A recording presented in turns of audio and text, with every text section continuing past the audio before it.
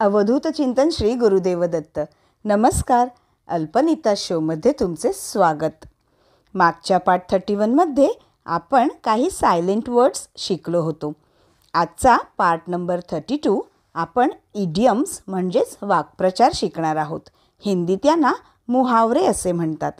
कोणत्याही भाषेमध्ये वाक्प्रचार खूप महत्त्वाचे असतात. वाक्प्रचाराच्या प्रयोगाने भाषा अधिक प्रभावशाली बनते. तर आज आपण काही इडियम्स आणि त्यांचा अर्थ व काही वाक्य बघणार आहोत. आपल्या सर्व नवीन व्ह्युअर्सना आवर्जून विनंती आहे की व्हिडिओ बघता बघता आपल्या चॅनलला लाईक करा, खूप शेअर करा आणि अल्पनिता शोला आत्ताच सबस्क्राईब करा आणि बेल आयकनसुद्धा प्रेस करा. तर इंग्रजीमध्ये वाक्प्रचार म्हणजे इडियम्स खूप उपयुक्त आहेत, कारण ते आपल्याला स्वतःला व्यक्त करण्याचा एक नवीन सर्जनशील मार्ग देतात. तर चला आता आपण इडियम्स म्हणजे काही वाक्प्रचार स्टार्ट करूयात. पहिला वाक्प्रचार आहे लुक फॉर म्हणजे शोधणे. तर ह्याचे सेंटेन्स बघूयात. I am looking for a new job these days म्हणजे मी आजकाल नवीन नोकरी शोधत आहे. नेक्स्ट, मेक फन ऑफ म्हणजे चेष्टा करणे किंवा गंमत करणे. तर सेंटेन्स बघूयात. Please don't make fun of anybody म्हणजे कृपया कोणाची चेष्टा करू नका.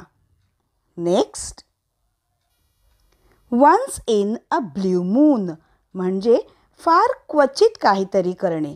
ठीक आहे. तर सेंटेन्स बघूयात. She wears a sari once in a blue moon. She prefers jeans and top म्हणजे ती फार क्वचित साडी नेसते, तिला जीन्स आणि टॉप आवडते. नेक्स्ट, फेडअप म्हणजे कंटाळणे किंवा वैतागणे. सेंटेन्स बघूयात. Today you are looking really fed up म्हणजे आज तू खरोखरच वैतागलेला किंवा वैतागलेली किंवा कंटाळलेली दिसत आहेस. ठीक आहे.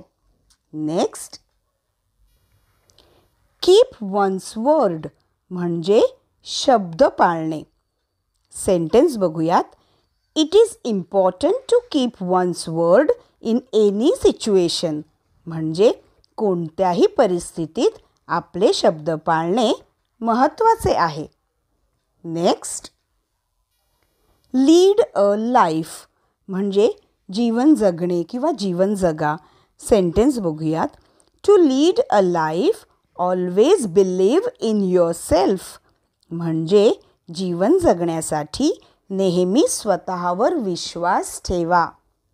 नेक्स्ट, शो ऑफ म्हणजे चे प्रदर्शन करणे. ठीक आहे. तर वाक्य बघूयात. She always shows off her riches किंवा रिचनेस एव्हरीवेअर. कसं वाक्य येणार? She always shows off her riches किंवा रिचनेस एव्हरीवेअर म्हणजे ती नेहमीच तिची श्रीमंती सर्वत्र दाखवते. नेक्स्ट, स्टँड बाय म्हणजे साथ देणे किंवा बरोबरीने उभे राहणे. सेंटेन्स बघूयात. My parents always stand by me in times of difficulty म्हणजे माझे आईवडील माझ्या अडचणीच्या वेळी नेहमी माझ्या पाठीशी उभे असतात. तर मित्रांनो, आज आपण अशी काही इडियम्स म्हणजे वाक्प्रचार बघितले आणि त्यांचा अर्थही बघितला. तुम्हीसुद्धा ह्या इडियम्सची खूप प्रॅक्टिस करा. व्हिडिओ पुन्हा पुन्हा बघा आणि इंग्रजी बोलत राहा. आणि मला खात्री आहे की तुम्ही आपल्या चॅनलला लाईक कराल, खूप शेअर कराल आणि आत्ताच अल्पनिता शोला सबस्क्राईब देखील कराल आणि बेल आयकनसुद्धा नक्की प्रेस कराल. तर पुन्हा भेटूयात आपल्या पार्ट नंबर 33मध्ये. धन्यवाद.